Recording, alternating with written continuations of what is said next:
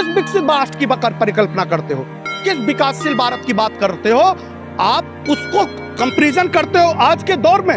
वहां चलता है बैलेट और यहाँ चलता है ईवीएम। ये सारा खेल तो ईवीएम का। में से 5,000 करोड़ रुपए का एक लॉलीपॉप टॉफी बच्चों की तरह, ये लोग टॉफी वाले लगते हैं, ये सब लोग इनके ये नाती खिलाते होंगे। ऐसे कई लोग हैं जो परिवार के गार्जियन हैं, जिनके 1.5 लाख, 2 लाख, 5 लाख, 50 लाख, 1 करोड़ रुपए, किसी के तो 5-5 करोड़ रुपए की लाइबिलिटियां हैं। एक के पीछे 1 लाखों लोगों की संख्या है। 17 करोड़ यही पैसे हैं। कोई धरना नहीं, कोई उठता नहीं। आने दो, कितने लोगों को आते हैं, आने दो, उसका क्या बोलते हैं, सत्ता का, सरकार का सत्ता दिखाने दो। लेकिन हम डरने वाले नहीं हैं। नमस्कार दोस्तों, दिल्ली के जंतर मंतर पर जिस तरीके से सहारा इंडिया के पैसों के लिए आगाज़ हो चुका है, और ऐसे में तमाम ऐसे निवेशक भी हमारे साथ में जुड़े हैं और उनका एक प्रतिनिधि नहीं बल्कि सभी अपने आप में प्रतिनिधि हैं, लेकिन फिर भी एक तरफ जो रास्ता को ले जाने वाले एक मोटिवेटर होते हैं, वो हमारे बीच में हैं। शुक्ला जी का परिचय आप सभी लोग जानते हैं कि किस तरीके से जन जन की आवाज़ ये सुनते हैं और फिर सरकार से सीधे उनकी तलब करते हैं। शुक्ला जी, क्या कुछ कहेंगे, क्योंकि आज इस तरीके से सहारा इंडिया का सभी निवेशक यहाँ पे आए हुए हैं, क्या दर्द है, क्या पीड़ा है? देखिए, सबसे पहले तो मैं सभी यूट्यूबर साथियों को बहुत बहुत हृदय से आभार व्यक्त करता हूँ। आप सबके यूट्यूब चैनल के कारण ही हम सभी लोगों ने भारत की सरकारों तक अपनी बात का हलवा पाने में एक सफलता पाई थी, थोड़ी सी सफलता अर्जित हुई थी।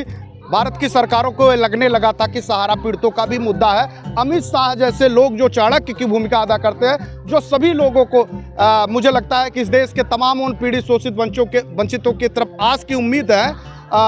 लोग उनके पास दबाव बना रहे हैं इस नाते कि शायद उनकी ज़मीरें हम लोगों की तरफ जागरूक हों, बढ़ जाएं और सरकार कोई निर्णय ले ले। चूँकि हमारा काम है कहना, और ये बात अगर कोई उठा रहा है तो ये बड़ा दुर्भाग्य है कि भारत का चौथा स्तंभ कहा जाने वाले नेशनल मीडिया के लोग पीड़ित शोषित वंचितों की आवाज़ नहीं उठा रहे। लेकिन मैं आप सभी साथियों को, यूट्यूब के तमाम उन छोटे छोटे चैनलों को, जिन लोगों ने प्रमुखता से आवाज़ को उठाई है, अगर उठाई ना होती तो हम 5,000 करोड़ रुपए की एक जो संदेश दे पाते थे भारत सरकार को कि हम हैं, हम पैसे की मांग कर रहे हैं, वो हम कर ना पाते। तो आपको बधाई।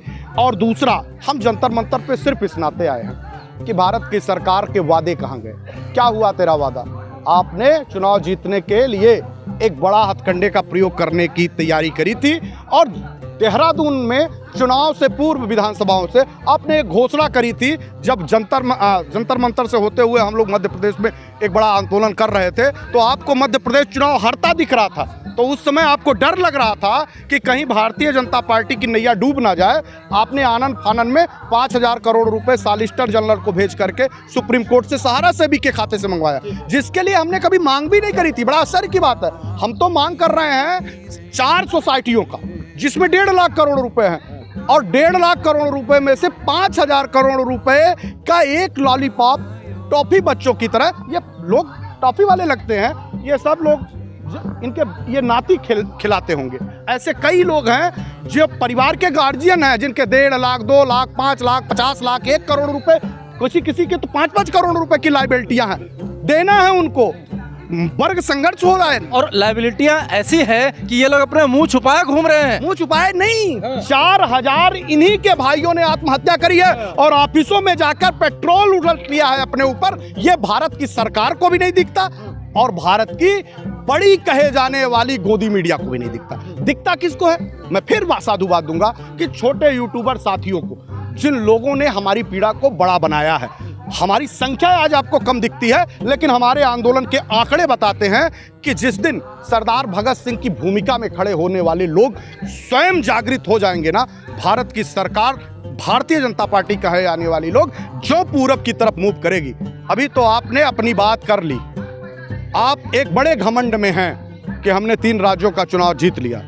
आप भूल रहे हैं कि आपको लोकसभा में उत्तर की तरफ, उत्तर से पूरब की तरफ और पूरब से पश्चिम की तरफ तो आप निकले, पश्चिम से पूरब की तरफ भी जाना होगा। लेकिन बड़ी बात तो यह है दर्शकों कि जिस तरीके से यहाँ पर निवेशकों की तादाद है और जो अपने अपने घरों में भी हैं, जो अपने घरों से भी शुभकामना भेज रहे हैं, संदेश भेज रहे हैं, तमाम ऐसे जो निवेशक हैं वो उनकी संख्या करोड़ों में है। लेकिन जब चुनाव में इसका परिणाम आता है तो परिणाम क्यों उलट हो जाता है और इसका परिणाम दिखाई क्यों नहीं देता? आपको क्या लगता है, इस देश को क्या लगता है? जरा देश के आम जनमानस में जाइए और देखिए, परिणाम आंकड़ों पे आपको गणित की संख्या पे दिखाई देती है और उनकी सीटों पे दिखती है ना।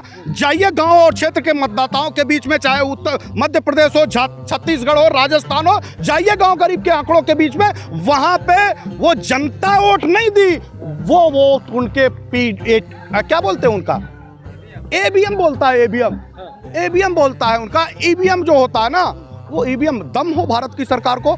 जब दुनिया में आपका बैलेट पे चुनाव होता हो और पूरा विपक्ष नहीं पूरा देश कहता हो कि बैलेट पे करा लो, तो आपको किस बात का डर है? कौन से डर के नाते आप ईवीएम को नहीं छोड़ रहे हो? पूरा दुनिया, आप जिसको आइकान मानते हो, इंग्लैंड को, अमेरिका को, स्विट्जरलैंड को, फ्रांस को, जर्मनी को बैलेट पेपर पे होता है। किस विकसित राष्ट्र की परिकल्पना करते हो? किस विकासशील भारत की बात करते हो? आप उसको कंपैरिजन करते हो आज के दौर में।